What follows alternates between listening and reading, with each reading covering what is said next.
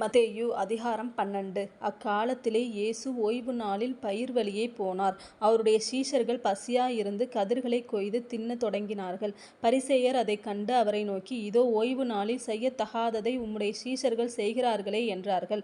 அதற்கு அவர், தாவீதும் அவனோடு இருந்தவர்களும் பசியாயிருந்தபோது செய்ததை நீங்கள் வாசிக்கவில்லையா? அவன் தேவனுடைய வீட்டில் பிரவேசித்து ஆசாரியர் தவிர வேறொருவரும் புசிக்கத்தகாத தேவ சமூகத்து அப்பங்களைத் தானும் தன்னோடு இருந்தவர்களும் புசித்தார்களே. அன்றியும் ஓய்வு நாட்களில் ஆசாரியர்கள் தேவாலயத்தில் ஓய்ந்திராமல் ஓய்வு நாளை வேலை நாளாக்கினாலும் குற்றமில்லாதிருக்கிறார்கள் என்று நீங்கள் வேதத்தில் வாசிக்கவில்லையா? தேவாலயத்திலும் பெரியவர் இங்கே இருக்கிறார் என்று உங்களுக்கு சொல்லுகிறேன். பலியை அல்ல, இரக்கத்தையே விரும்புகிறேன் என்பதின் கருத்து இன்னதென்று அறிந்தீர்களானால் குற்றமில்லாதவர்களை நீங்கள் குற்றப்படுத்த மாட்டீர்கள். மனுஷகுமாரன் ஓய்வு நாளுக்கும் ஆண்டவராய் இருக்கிறார் என்றார். அவர் அவ்விடம் விட்டுப்போய் அவர்களுடைய ஜெப ஆலயத்தில் பிரவேசித்தார். அங்கே சூம்பின கையையுடைய மனுஷன் ஒருவன் இருந்தான். அப்பொழுது அவர் மேல் குற்றஞ்சாட்டும்படிக்கு, ஓய்வு நாளில் சொஸ்தமாக்குகிறது நியாயமா என்று கேட்டார்கள். அதற்கு அவர், உங்களில் எந்த மனுஷனுக்காகிலும் ஒரு ஆடு இருந்து அது ஓய்வு நாளில் குழியிலே விழுந்தால் அதை பிடித்து தூக்கிவிட மாட்டானோ? ஆட்டைப் பார்க்கிலும் மனுஷனானவன் எவ்வளவோ விசேஷித்திருக்கிறான். ஆதலால் ஓய்வு நாளிலே நன்மை செய்வது நியாயந்தான் என்று சொன்னார். பின்பு அந்த மனுஷனை நோக்கி, உன் கையை நீட்டு என்றார். அவன் நீட்டினான். அது மறுகையைப் போல் சொஸ்தமாயிற்று. அப்பொழுது பரிசேயர் வெளியே போய் அவரை கொலை செய்யும்படி அவருக்கு விரோதமாய் ஆலோசனை பண்ணினார்கள். இயேசு அதை அறிந்து அவ்விடம் விட்டு விலகிப் போனார். திரளான ஜனங்கள் அவருக்கு பின் சென்றார்கள். அவர்கள் எல்லாரையும் அவர் சொஸ்தமாக்கி தம்மை பிரசித்தம் பண்ணாதபடி அவர்களுக்கு கண்டிப்பாய் கட்டளையிட்டார்.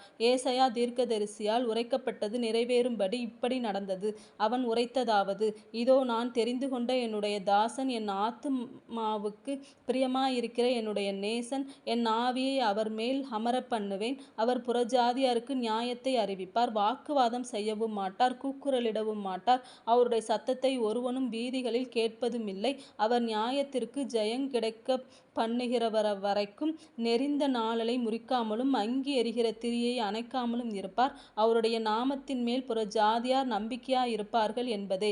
அப்பொழுது பிசாசு பிடித்த குருடும் ஊமையுமான ஒருவன் அவரிடத்தில் கொண்டு வரப்பட்டான். குருடும் ஊமையுமானவன் பேசவும் காணவும் தக்கதாக அவனை சொஸ்தமாக்கினார். ஜனங்கள் எல்லாரும் ஆச்சரியப்பட்டு, தாவீதின் குமாரன் அவர்தானோ என்றார்கள். பரிசேயர் அதை கேட்டு, இவன் பிசாசுகளின் தலைவனாகிய பெயல்செபூலினாலே பிசாசுகளை துரத்துகிறானே அல்லாமல் மற்றபடி அல்ல என்றார்கள். இயேசு அவர்கள் சிந்தனைகளை அறிந்து அவர்களை நோக்கி, தனக்கு தானே விரோதமாய் பிரிந்திருக்கிற எந்த ராஜ்யமும் பாழாய்ப்போம். தனக்கு தானே விரோதமாய் பிரிந்திருக்கிற எந்த பட்டணமும் எந்த வீடும் நிலை நிற்க மாட்டாது.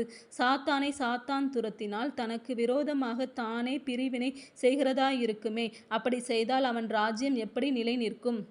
நான் பெயல்செபூலினாலே பிசாசுகளை துரத்தினால் உங்கள் பிள்ளைகள் அவைகளை யாராலே துரத்துகிறார்கள்?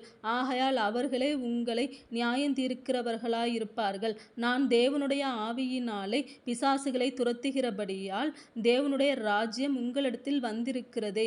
அன்றியும் பலவானை முந்தி கட்டினாலொழிய பலவானுடைய வீட்டுக்குள் ஒருவன் புகுந்து அவன் உடைமைகளை எப்படி கொள்ளையிடக்கூடும்? கட்டினானேயாகில் அவன் வீட்டை கொள்ளையிடலாம். என்னோட இராதவன் எனக்கு விரோதியாயிருக்கிறான். என்னோட சேர்க்காதவன் சிதறடிக்கிறான். ஆதலால் நான் உங்களுக்கு சொல்லுகிறேன், எந்த பாவமும் எந்த தூஷணமும் மனுஷருக்கு மன்னிக்கப்படும். ஆவியானவருக்கு விரோதமான தூஷணமோ மனுஷருக்கு மன்னிக்கப்படுவதில்லை. எவனாகிலும் மனுஷகுமாரனுக்கு விரோதமான வார்த்தை சொன்னால் அது அவனுக்கு மன்னிக்கப்படும். எவனாகிலும் பரிசுத்த ஆவிக்கு விரோதமாக பேசினால் அது இம்மையிலும் மறுமையிலும் அவனுக்கு மன்னிக்கப்படுவதில்லை.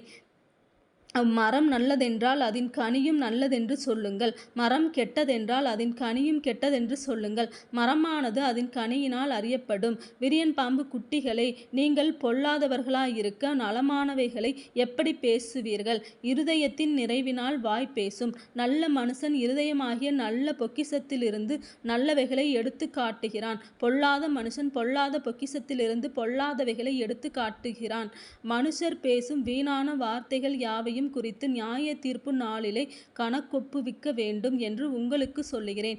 ஏனெனில் உன் வார்த்தைகளினாலே நீதிமான் என்று தீர்க்கப்படுவாய், அல்லது உன் வார்த்தைகளினாலே குற்றவாளி என்று தீர்க்கப்படுவாய் என்றார்.